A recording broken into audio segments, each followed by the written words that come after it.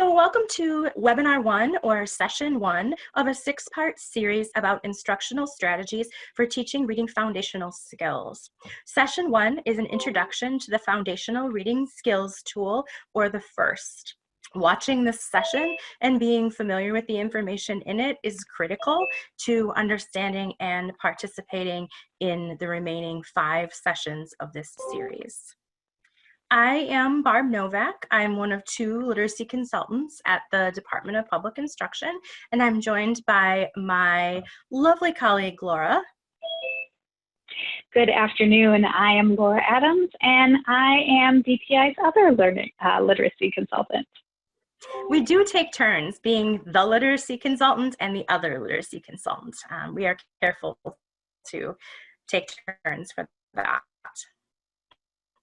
Like I said, this is a 6-webinar series, is to understand the role of explicit and systematic phonics instruction in learning to read. Today, we're focusing on the FRST, which is a tool for evaluating your school and district skills, and we will be referring to that tool, the FRST, throughout the course of this webinar series. We will regularly be making connections to Wisconsin's newly updated standards for English language arts, particularly the Reading Foundational Skills Standards, and the remaining 5 webinars will focus on learning and applying instructional strategies for explicit and systematic foundational skills instruction. So today we're focusing primarily on, but the remainder of the webinar being highlighting strategies for verbal. So the work that we are doing to equitable multi-level systems of support, I really want to highlight this idea of systemic implementation, because that's one of the keys that we'll be focusing on very, very heavily. It's important to us in this webinar and in the remaining webinars in the series to make connections to how our learning fits within Wisconsin's equitable multi-level system of supports. We are focusing in these webinars on strong universal level instruction, which doesn't mean that what we're saying doesn't apply to intervention, because we know we want our interventions to be consistent with what's happening in our strong universal instruction, but we are focusing primarily on strong universal instruction. We are focusing on high quality instruction. We will be talking about strategic use of data, and we are emphasizing systemic implementation. That's really what the FRST does, is to help you think about your system for foundational skills instruction. It is also important to us to work to improve and advance educational equity in the state of Wisconsin. We know we have an absolutely embarrassing achievement and opportunity gap as measured by standardized assessments. We also know that quality of life outcomes for Wisconsin's Black residents are not equal to those of Wisconsin's white residents. And I believe that the work that we're doing around foundational skills instruction is really part of ensuring that every student has access to the educational resources and rigor they need at the right moment in their education. Foundational skills standards are critical in ensuring that students can meet future grade level standards and expectations related to reading. So I have to say very explicitly at the beginning of this that we at DPI recognize that reading is a complex process, and that the foundational skills standards are one component of a much larger set of standards that also include reading, writing, speaking, listening, and language. And we believe that English language arts is an integrated discipline, and that the strands of the standards should therefore be taught in an integrated way. So in some in some respects, it feels very artificial to just pull out this single component of reading, foundational skills, and focus so intently on it in a 6-part webinar series. Further, we know from the National Reading Panel report that 10 to 15 hours of phonological awareness instruction over kindergarten and grade 1 is sufficient for most students. Yet, we're choosing to focus this webinar series on explicit and systematic reading foundational skills instruction. And why is that? Although our phonological awareness instruction only takes 10 to 15 hours of delivery, it does take a really deep knowledge of the continuum of skills and the scope and sequence to really be able to deliver that instruction in a way that's meaningful and meeting the needs of students. Further, we are focusing 2 of the webinars on what we're calling interrelated strategies that apply reading foundational skills, still include explicit and systematic instruction, but apply reading foundational skills through interactive reading and through interactive writing. So we do want to remind you not to go overboard on the phonological awareness or the phonics instruction, to be sure that you're doing explicitly and systematically, and also to engage in professional learning on other components of the reading process as well.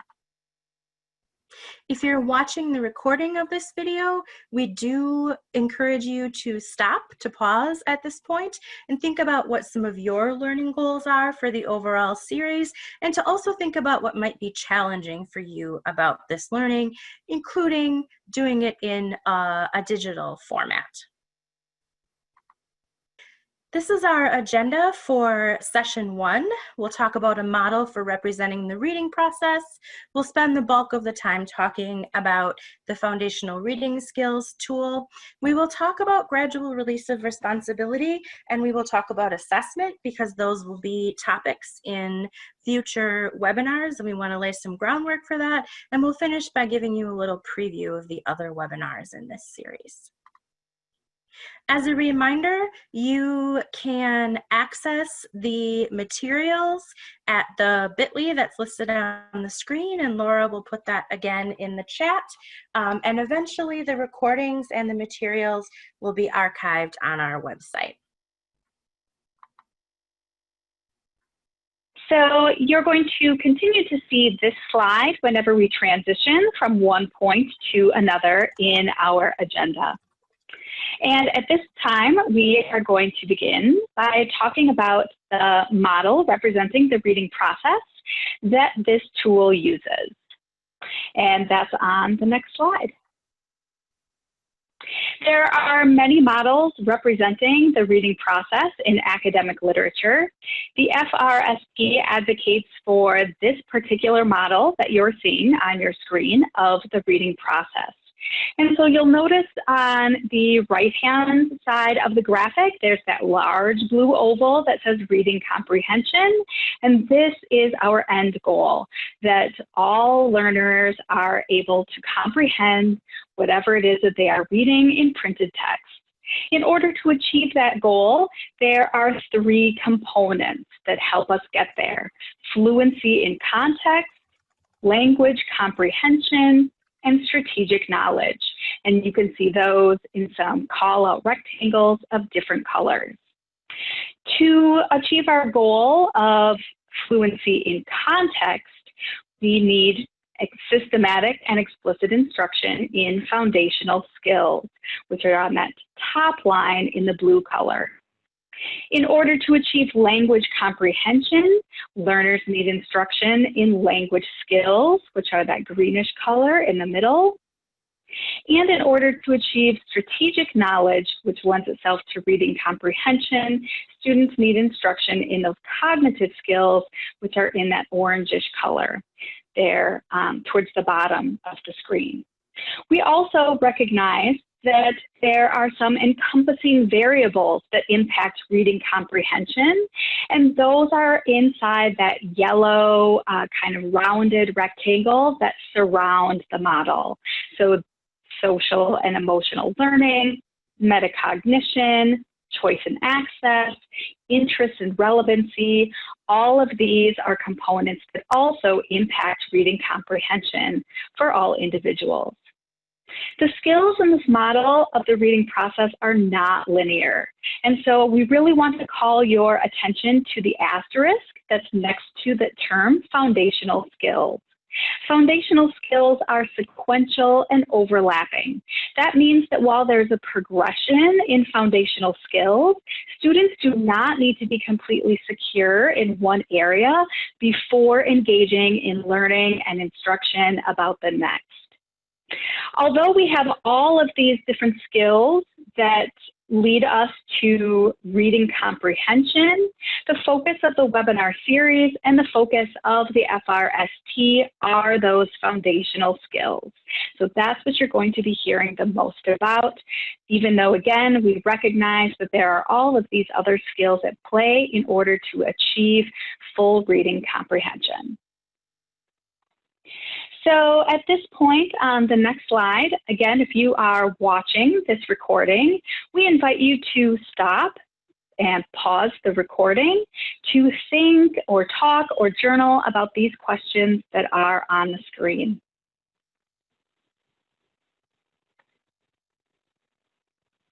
And next we're going to move on, and Barb is going to introduce us to the Foundational Reading Skills tool. Thanks, Laura. I appreciate that we just in the overview of the model representing the reading process zoomed out to what the process looks like as a whole, because the FRST, or the Foundational Reading Skills tool, does really zoom in specifically on foundational reading skills or reading foundational skills. So the FRST is a self-assessment instrument that's meant to be used within a system. And it is built around a vision of what it means to explicitly and systematically teach foundational reading skills, including phonics. And all components of the FRST are necessary for readers to successfully comprehend printed text. And we'll talk a bit more about that on the next slide. This document does not live in isolation. It was very heavily influenced by the IES Practice Guide, which is a national study about strategies for supporting reading for understanding through foundational skills. So you'll see the IES Practice Guide linked in the FRST with specific page numbers. The FRST also references Wisconsin standards for English language arts. So there's some items within the self-evaluation or self-assessment that pertain to specific standards, and those are always listed in the document. The FRST includes instructional practices that are part of Wisconsin's instructional practice guides, which were designed by small groups of practicing educators and people in teacher preparation programs. And you'll also see a really strong resemblance to the SIR, or the School-Wide Implementation Review. And that's a tool used by the Wisconsin RTI Center and PBIS Network for school and district teams to evaluate their overall system, overall equitable multi-level system of support. So we've tried to build in some very deliberate connections for you. The FRST will be found at the web link that you see on the screen. At the time of the live recording of this webinar, the FRST is in the folder that's linked in the chat. When the FRST is posted on the website, it will include a feedback form that you can fill out anytime you use the feedback form to provide us at DPI with feedback about how to improve the FRST. As people throughout the state start to use the tool, we hope and believe that there will be lots of suggestions for how to make the tool better. And like I said, that tool will be continually available on the website. So the FRST is organized, as you see on the screen. What's on the left is a screenshot of the table of contents. It begins with an introduction, directions for how to use the FRST, an extensive reference section, the actual FRST itself, and it ends with an appendix, which is a glossary. The components of the actual FRST itself, it provides statements, usually in the form of a question, to ask you what you're doing in these 6 areas. Instructional practices are focused on reading foundational skills. Phonological processing is part of a complex system is really the section of the FRST that asks you to think about where you're teaching each of the relevant standards to make sure that students are getting the content that they need. Section 3 is about evaluating your high quality instructional materials, whether they're purchased or locally created. Section 4 is about strategic use of formative and summative data. Section 5 is about collaboration within equitable multi-level systems of support. And Section 6 is about leadership and organizational structures. In one of the earlier slides made reference to the idea that these components, these 6 components, really work and function together. So while it's incredibly important that a student has an outstanding primary grade teacher or early grade teacher that is engaging them in meaningful instructional practices, that students' experience won't be maximized unless those meaningful instructional practices are part of this overall system that's teaching the standards, using deliberately selected materials, guided by data, supported by collaboration, and really reliant on leadership and organizational structures. Earlier in the cautions, I said it was dangerous to zoom in on just one component of the standards for English language arts, reading foundational skills. It's also kind of dangerous to zoom in on just one component of the FRST, which is what we're doing in this webinar series. We're zooming in just on instructional practices. We're doing that in part because because COVID. We're trying to figure out how to use the best instructional practices we can, whether our students are face-to-face, virtual, or any combination of things on any given day. So the only part of the FRST that we will really be discussing in depth in this webinar series are the instructional practices. So again, the foundational reading skills tool really works at the system level, because by focusing our efforts on the system level, that is how we can achieve equitable reading outcomes for every learner. And at the systems level, implementation matters. And we just want to offer this important reminder that we will only get the outcomes we want if we implement effective programs well. Far too often, schools look to what's new without sufficiently attending to what has already been put into place, or if schools are not achieving the results that they expected, the tendency is often to blame the program without looking at whether the program has been implemented well or implemented as intended. And so the FRST tool offers this self-assessment of levels of implementation. And so you'll find that within the tool, along with some really guiding scaffolding text so that you can determine where your level of implementation is regarding specific components of the tool. These guiding questions that are here on the slide next to the levels of implementation would help to guide you in examining the implementation systems and structures that you currently have. Implementation is a difficult and a messy process. Even with concerted, intentional effort at each stage of implementation, research shows that schools can take 3 to 5 years from moving to not in place to full implementation. The next slide offers us some guidance about who should be using this tool and when to use the tool. So first and foremost, we believe in the power of collaboration. It needs to be a whole team of people who are really utilizing and applying this tool in order to achieve equitable reading outcomes for each learner. That team should be made up of educators who are interested in informing their practice specific to reading foundational skills and improving the reading comprehension of their students. Should also be made up of educators who are interested in the training and coaching of their colleagues in this specific content area.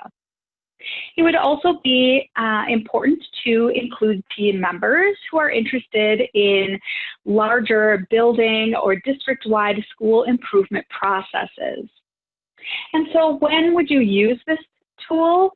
It is time intensive, and so for that reason, we suggest that you use this tool on an annual basis and that you really intentionally consider when is the best time of year to use that tool, when does it make sense to use that tool in relationship to other improvement processes that your district or your building has in place. For example, we know that some schools engage in processes like this in the spring as they look ahead to planning professional learning foci for the following school year. Or even they might do that in the spring in order to readjust any kind of professional learning or teaching and learning practices at the classroom level in that second semester. And so you could really use it at any time of year. We just really invite you to be intentional and have a purpose for the time of year that you would utilize this tool. So again, this tool is designed to improve student learning by focusing on the systems level. And on the next slide, you will see what you will be able to do with the tool. The FRST allows you to identify systemic areas of strength, to identify possible systemic areas of improvement, and to determine areas for professional learning, all focused on foundational skills instruction in order to achieve our goal of reading comprehension for each learner. So the next slide, again, offers a pausing point. If you are watching this recording, we invite you to pause the recording to stop and think or talk or journal about the questions on that next slide.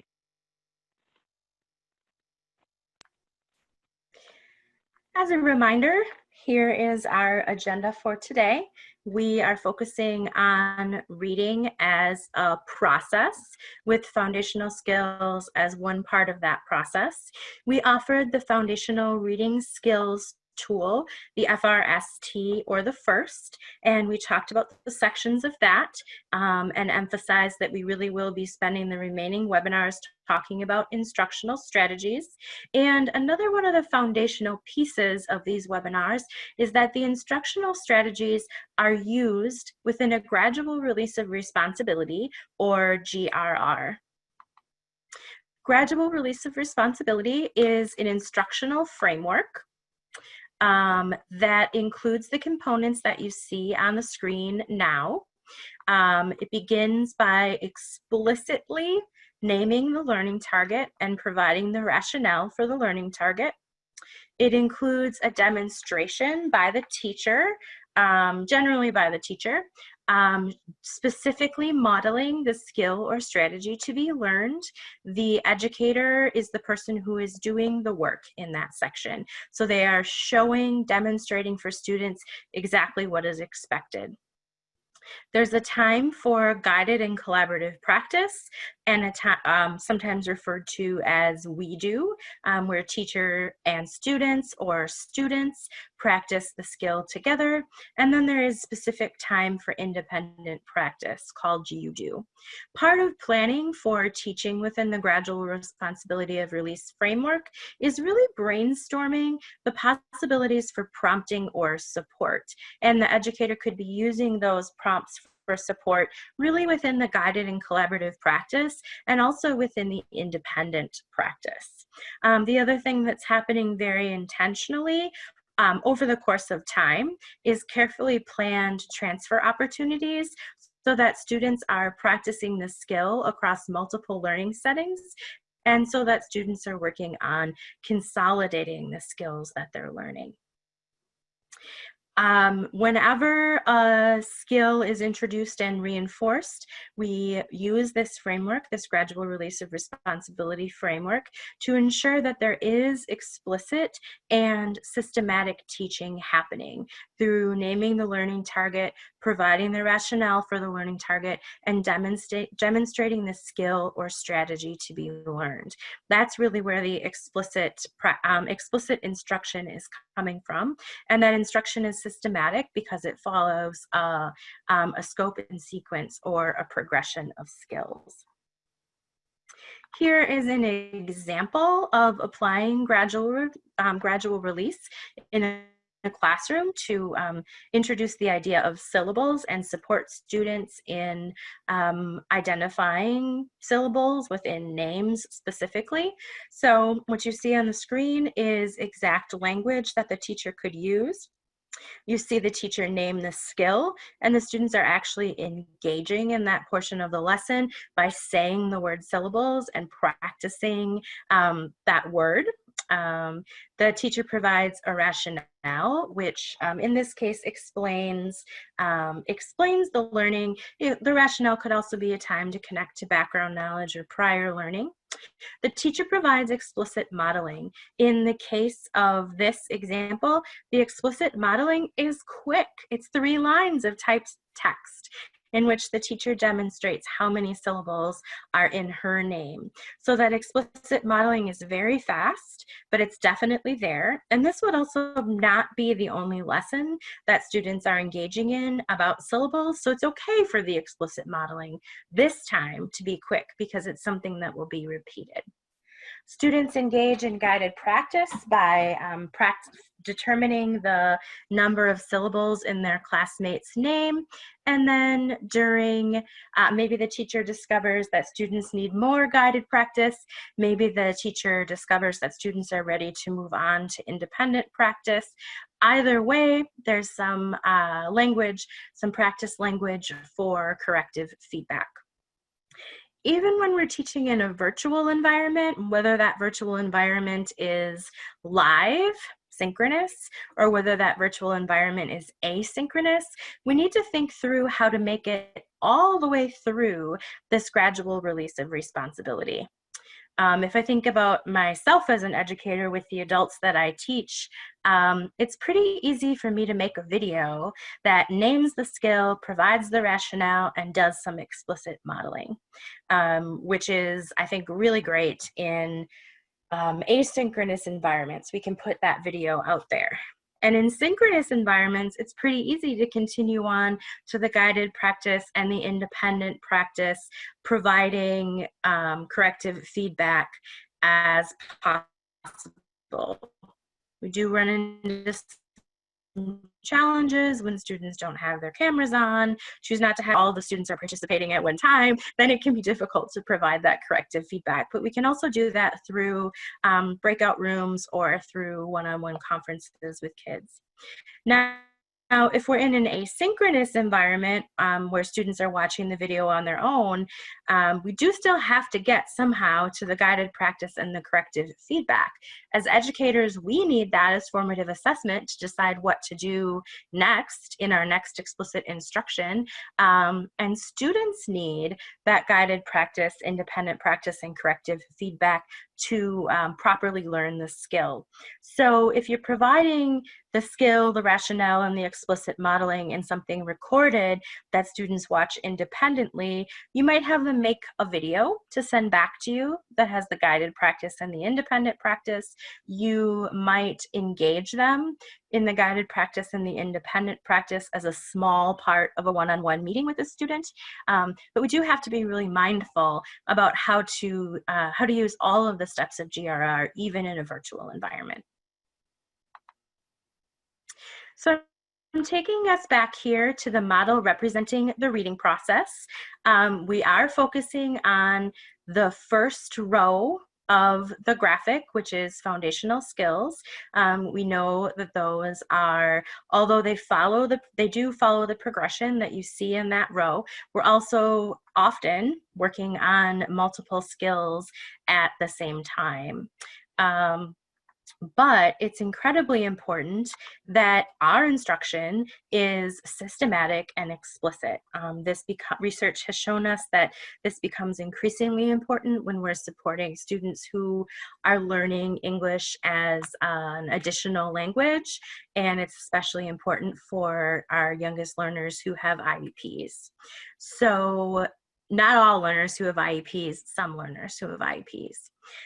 What makes instruction systematic? We are intentionally teaching identifiable skills within a scope and sequence.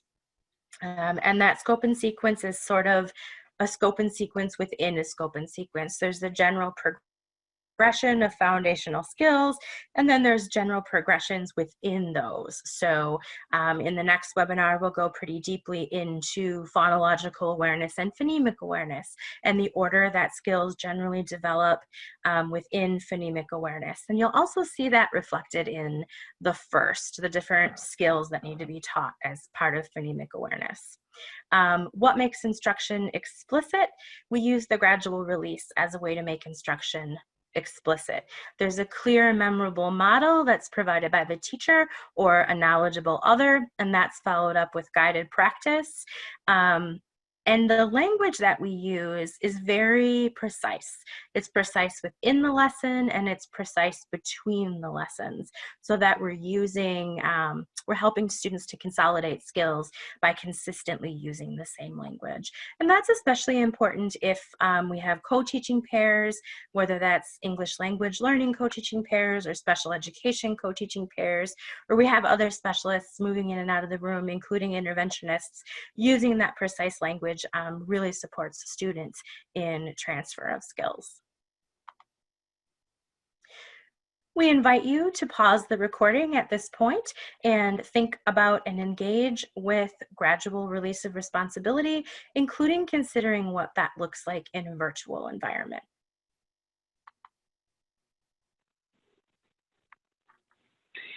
So the gradual release of responsibility is a framework for implementing instructional practices.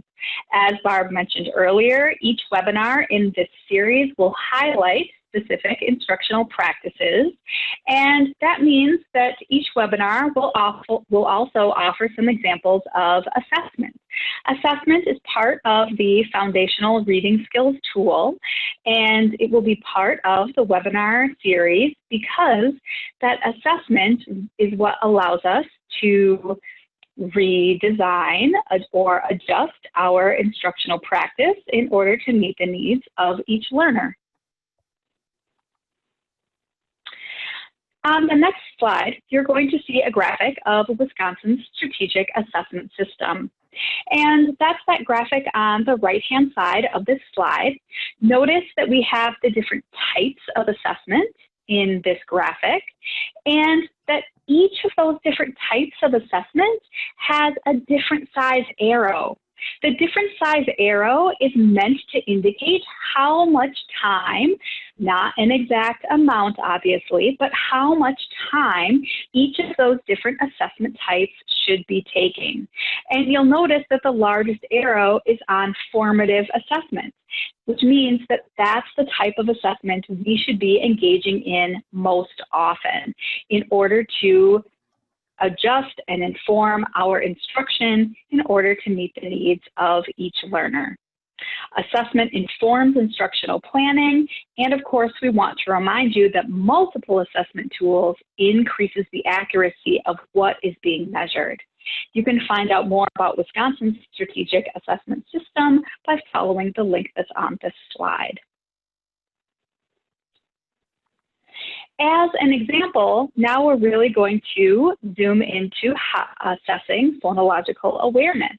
And so what you see on the screen are examples of the different types of assessment that we might use in order to assess students developing phonological awareness.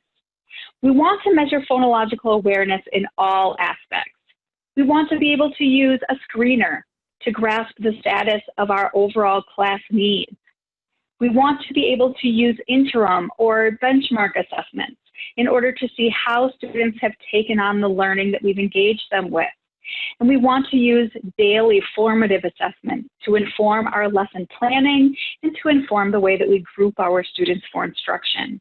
And so this slide really shows us the breadth of that assessment plan.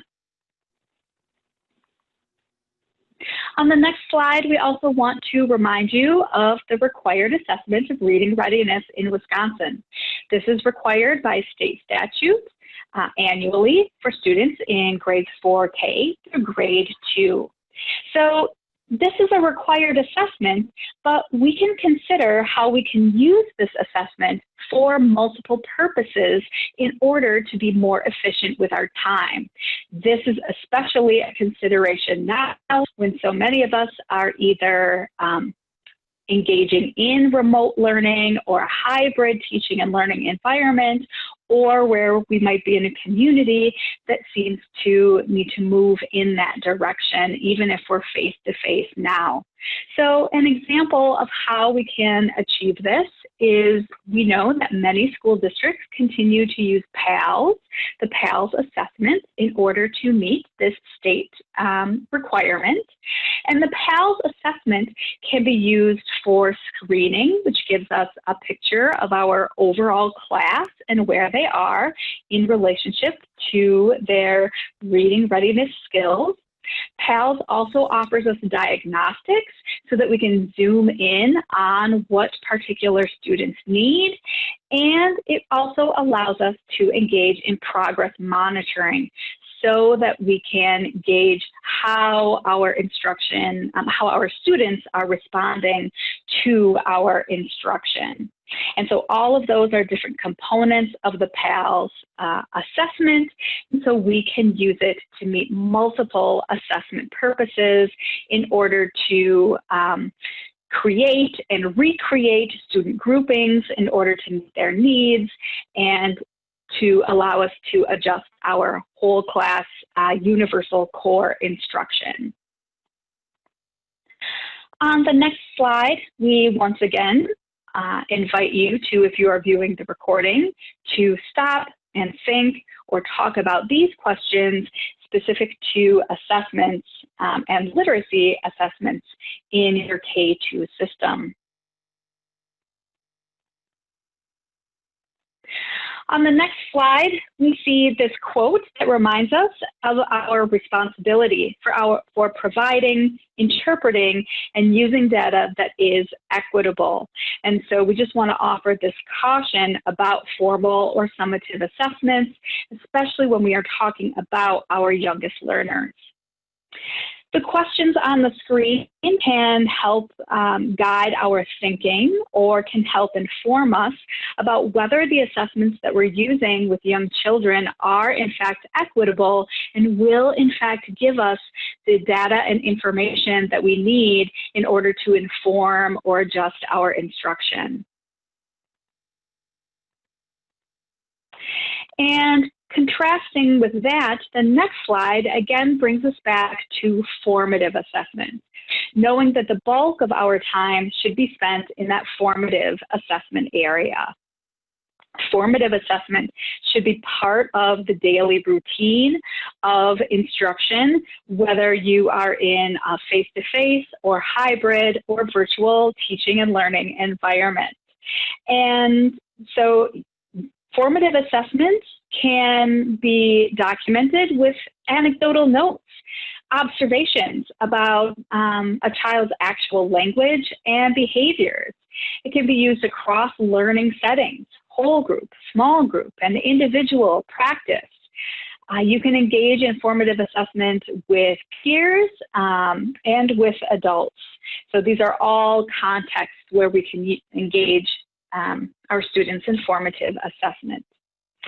So one example that we offer of assessment are portfolios.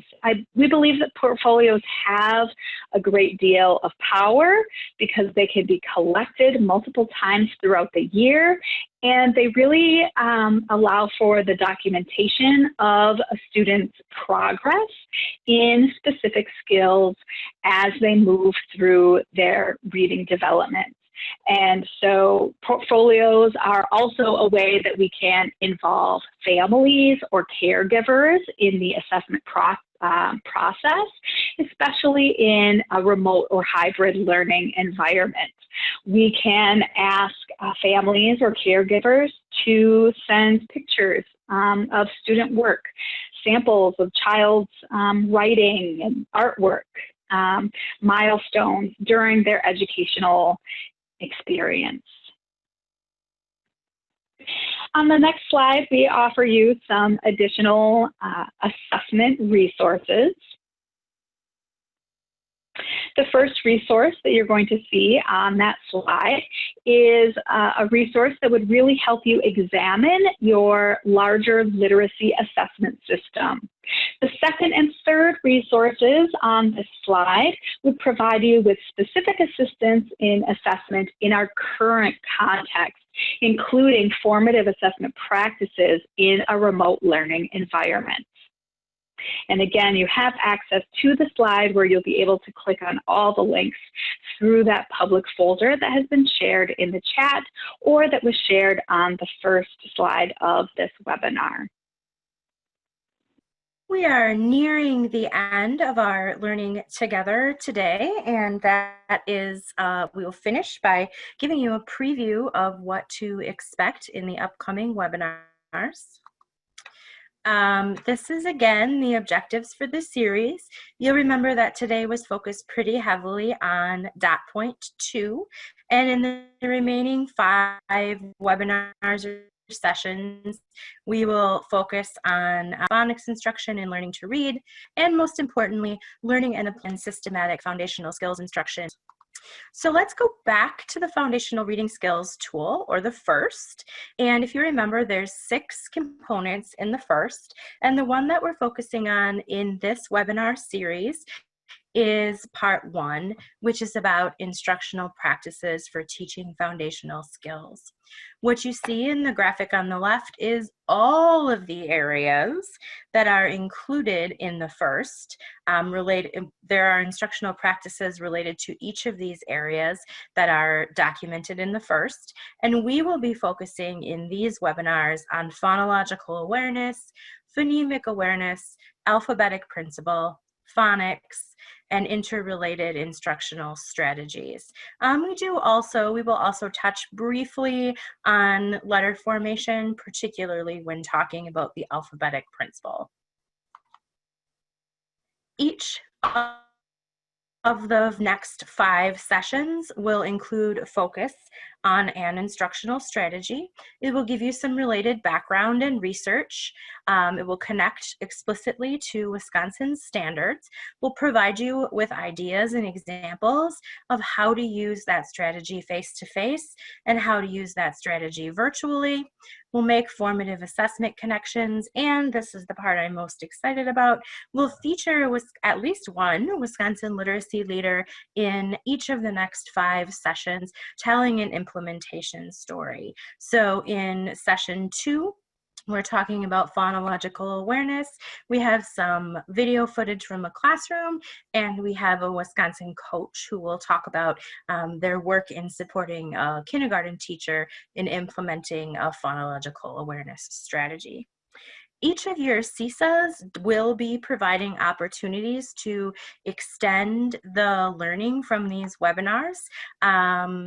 I would check your local CISA to find out what those opportunities are. Give them a little bit of time, maybe 4 to 6 weeks, until we're a little further into the webinar series for them to advertise those opportunities for you to extend your learning.